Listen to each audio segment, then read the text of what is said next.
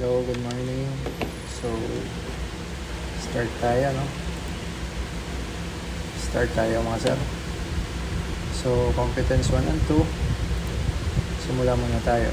Dito po sa model, may dalawang model tayo. So, dual fuel and MAN BMW. So, click natin si MAN BMW. Then, hanapin lang natin tong engine ratings familiarization.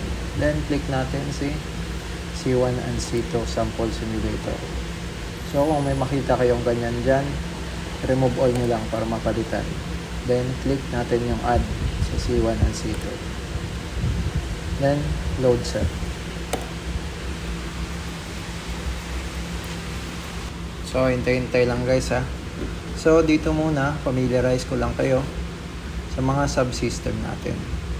Yan po, mga subsystem ko yan.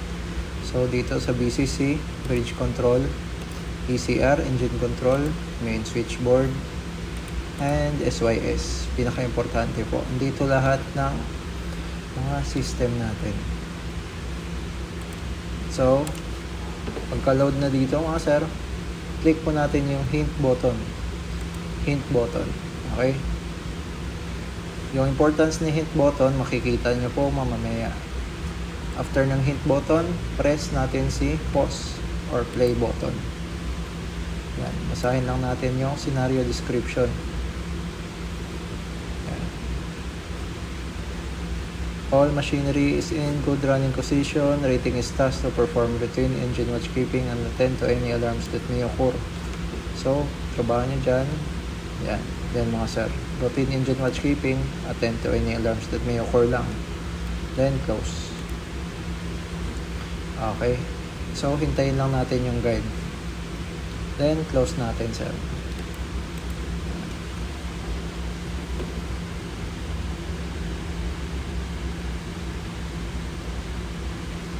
Okay, dito na po tayo. Ito po si guide. Pwede natin minimize to.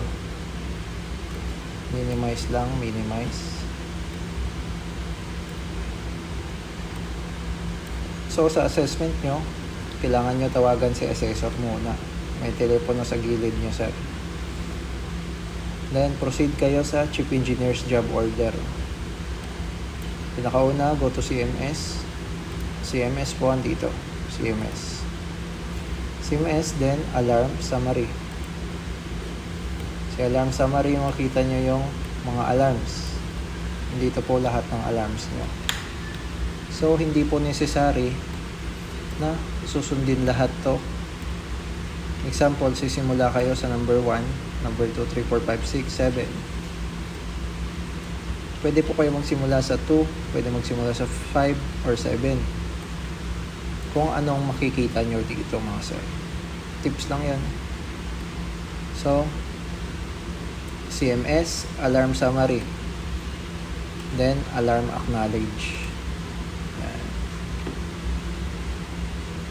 Then, i-rectify daw natin yung mga alarms listed. So, number 1, rectify lube oil system ng main engine.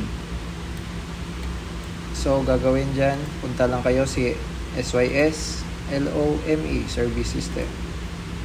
So, dito mga sir, hanapin lang natin yung problem. Ayan, measuring tank. Measuring tank natin is low level na. 8% na lang, no? So, kukuha tayo sa cylinder oil tank. Buksan lang natin isang valve. Left click po sa pagbukas. Then, hintayin natin, sir, 80 to 85%. 80 to 85%, ha? So, assuming 80 to 85% yun, ha? Sarado nyo ulit yung binuksan nyo. Left click lang din sa pagsarado. Then, proceed sa number 2. Resolve generator alarm problems. SYS LO transfer system. Diyan po. So, dito ulit, hanapin lang yung problem. So, ito yung problema natin. Si sump tank ng generator number 1, low level na. So, kakargahan lang natin ulit. Diyan po. Kuha tayo dyan. Lube oil settling tank.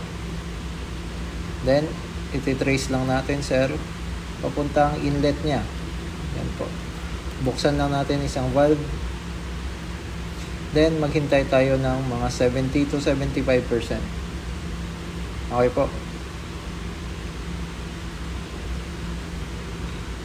Assuming 70 to 75% na yan mga sir, pwede natin i-close.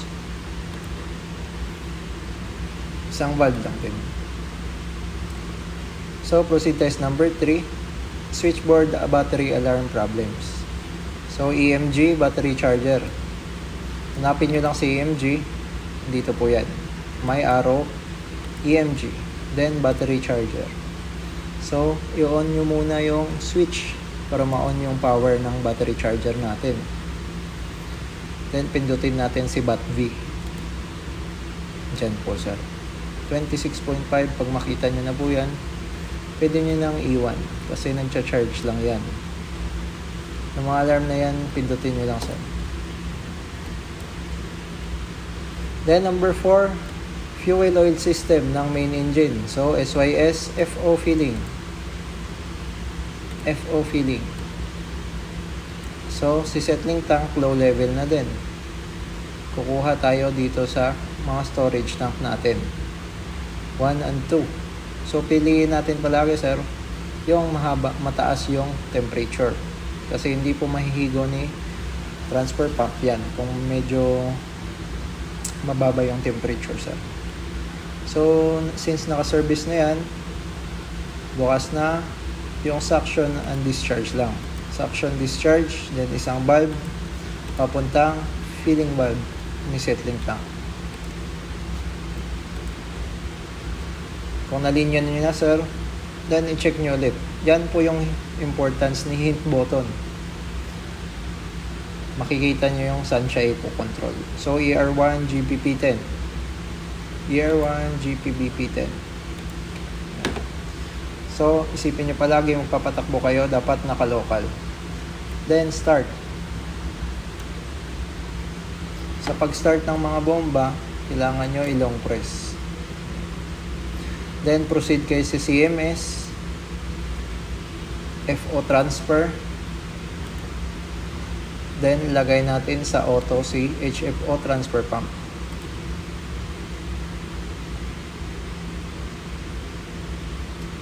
Auto. Ayaw mag-auto. Meaning, may nakalimutan kayo. Lagay nyo sa remote. Then, balik CMS, FO transfer. Pag mag-auto na, sir, okay na yun. Pwede nyo nang iwan.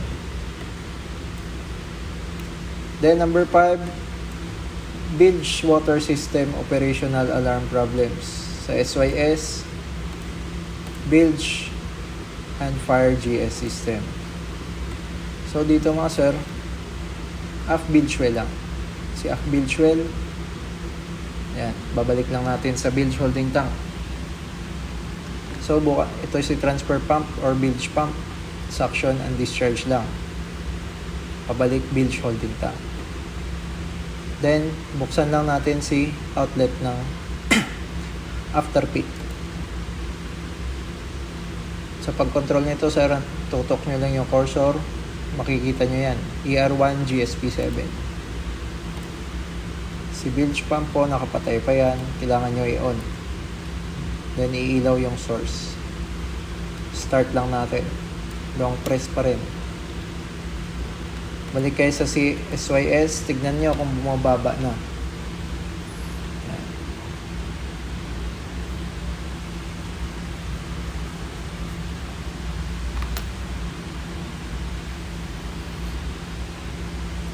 Pag maubos nyo na mag-transfer, sir, patingin nyo lang diretso. Balik lang kayo sa ER1. Then, sa pag-stop, long press lang din. Then, i-close natin. Sa SYS, patayin, sarado lang natin yung outlet valve niya. Okay? Then, number 6, start a receiver. Start a receiver daw. Sa SYS, compress air system. Yan. Compress air system. Diyan po sa taas, yung mga bote. Bago nyo po gawin yan, yan, mababa yung isa. i-drain nyo muna. I-drain yung tubig. Yung blue po na yan is tubig. Hintayin nyo lang mawala. Pag mawala na po, sarado nyo na. Then bukas lang tayo ng valve. Bukas lang ng valve na connected sa dalawa. Either itong nasa pinakataas or itong nasa baba. So, pindot lang. Equalize na po yung dalawang bote, sir. Pwede nyo lang iwan para makargahan ni air compressor. Number 7, stern tube seal tank. SYS LO stern tube system. So yan, sir. Pababa lang. Kargahan lang natin siya ng 80 to 85 pa rin. So pinakauna, measuring tank natin is 80 to 85. Generator lobe oil sump tank 70 to 75. Then dito po sa seal tank is 80 to 85. Pag matapos na yun lahat, sir, balik kayo sa CMS. CMS alarm summary. Yung makita nyong alarm na natitira dyan, isusulat nyo po yun sa papel, sa handover notes nyo. Then proceed kayo sa reading.